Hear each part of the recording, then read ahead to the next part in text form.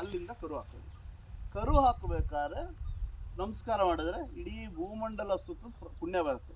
ಅದೇನಂತಾರೆ ದ್ವಿಮುಖಿ ಅಂತಾರೆ. ಏನಂತಾರೆ? ದ್ವಿಮುಖಿ ಅಂದ್ರೆ ಇಲ್ಲೊಂದು ಮುಖನ ಅಲ್ಲೊಂದು ಮುಖ, ಎರಡು ಮುಖ ಇರುತ್ತೆ. ಅದಕ್ಕೆ ದ್ವಿಮುಖಿ ಗೋ ಅಂತಾರೆ ಅದನ್ನು. ಆಯ್ತಾ? ಹಾಗೆ ಎರಡೂ ಕಡೆ ಮುಖ ಇರುತ್ತೆ.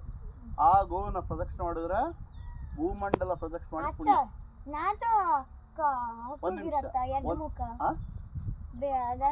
ಆ ಕಡೆ ಕರು ಬರುತ್ತಲ್ಲ, ಹಾಗೆ ಎರಡು ಮುಖ. ಆದರೆ ಇದೆಲ್ಲವೂ ಕೂಡ ನಾಟಿ ಹಸು ಮಾಡಬೇಕು. ಸೀಮೆ ಹಸುಗೆ ಏನು ಪುಣ್ಯ ಇಲ್ಲ.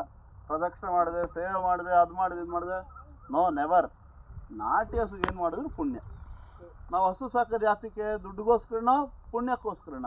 ಪುಣ್ಯಕ್ಕೋಸ್ಕರ. ಗೋದಾನ ಗೋಪೂಜೆ ಮಾಡಿ ಪುಣ್ಯಕ್ಕೋಸ್ಕರ. ಓಕೆನಾ? ಅರ್ಥ ಆಯ್ತಾ? ಈ ಹಸುಗೆ ಇಲ್ಲಿ ಡುಬ್ಬ ಅಂತಾರೆ. ಆಯ್ತಾ? ಅದು ಹೈಟ್ ಇರ್ಬೇಕು, ಒಳ್ಳೆ ಗುಳಿಗಿರುತ್ತಲ್ಲ, ಆ ಡುಬ್ಬ ಹೈಟ್ ಇರಬೇಕು. ಅದು ಡುಬ್ಬ ಹೈಟ್ ಇದ್ರೆ ಒಳ್ಳೆ ಹಸು. ಅಥವಾ ಇಲ್ಲಿ ಈ ಜಾಗ ಇದೆಯಲ್ಲ, ಅಲ್ಲಿ ಹೆಂಗ್ ಗಂಗೆ ತಗೊಳ್ಳೋ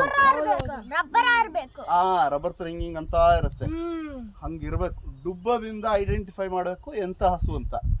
ಅದು ಬಿಟ್ರೆ ಇಲ್ಲಿಂದ ಐಡೆಂಟಿಫೈ ಮಾಡಬೇಕು. ಹಸುವಿನ ಏಜ್ ಹೆಂಗ್ ಕಂಡುಹಿಡಿಯೋದು? ಓಯ್, ಹಸುವಿನ ಏಜ್ ಹೆಂಗ್ ಕಂಡುಹಿಡಿಯೋದು? ಹಸುವಿನ ಏಜ್ ಕಂಡುಹಿಡಿಯೋದು ಹೆಂಗೆ ಅಂದ್ರೆ, ಇಲ್ಲಿ ಹಲ್ಲಿರುತ್ತೆ, ಈ ಹಲ್ಲು ಹಿಂಗ್ ತೆಗೆದ್ರೆ ನೀಟಾಗಿ ಗೊತ್ತಾಗ್ಬಿಡತ್ತೆ ಏಜ್ ಎಷ್ಟು ಅಂತ. ಇದನ್ನ ಚಿಕ್ಕದು, ಅದಕ್ಕೆ ಹಲ್ಲು ಬೆಳ್ಳಗಿದೆ, ಚೆನ್ನಾಗಿದೆ. ಹಸು ದೊಡ್ಡದಾಗ್ತಾ ಆಗ್ತಾ ಹಲ್ಲೆಲ್ಲ ಕಡಿಮೆ ಆಗ್ಬಿಡತ್ತೆ, ದಿನ ಮೆಲ್ಕ್ ಹಾಕತ್ತಲ್ಲ. ಹಾಗಾಗಿ ಹಸುವಿನ ಏಜ್ ಕಂಡುಹಿಡಿಯೋದು ಹೆಂಗೆ? ಹಲ್ಲಿಂದ. ಇನ್ನು ಹಸು ಎಷ್ಟು ಕರು ಹಾಕಿದೆ ಹೆಂಗೆ ಕಂಡಿಯೋದು? ಇದಕ್ಕೆ 2 ಕರು ಹಾಕಿದೆಯೋ 3 ಕರು ಹಾಕಿ ಹೆಂಗೆ ಗೊತ್ತಾಗುತ್ತೆ? ಕರು ಅಂದರೆ ಕನ್ನಕುಟ್ಟಿ. ಎವಳ ಕನ್ನಕುಟ್ಟಿ ಇರ್ಕದು ಎಪ್ಪಡಿ ತೆರಿಯು? ಕೊಂಬಿರುತ್ತಲ್ಲ, ಆ ಕೊಂಬಲ್ಲಿ ಒಂದೊಂದು ರೌಂಡಲ್ಲಿ ಗೊತ್ತಾಗುತ್ತೆ. ಆ ಕೊಂಬು ನೋಡಿ ಐಡೆಂಟಿಫೈ ಮಾಡ್ಬೋದು ಇದು ಎಷ್ಟು ಕರು ಹಾಕಿದೆ ಅಂತ. ಏನ್ ಹಸು ಇದು? ಇದು ಇದನ್ನ ಪೂಜೆಗೆ ಯೂಸ? ಇದು ದಾನಕ್ಕೆ ಯೂಸ? ನಾವೆಲ್ಲ ಎಂತ ಹಸು ಸಾಕಬೇಕು? ನಾಟಿ ಹಸು. ಹಳ್ಳಿ ಕಾರು, ಗಿರ್ರು, ಇಂಥ ನಾಟಿ ಹಸುಗಳೆಲ್ಲ ನಾವು ಸಾಕಬೇಕು. ಆಯ್ತಾ? ನೀವೆಲ್ಲ ಮುಂದೆ ಹಸು ಸಾಕ್ತೀರ ಎಲ್ಲರೂ?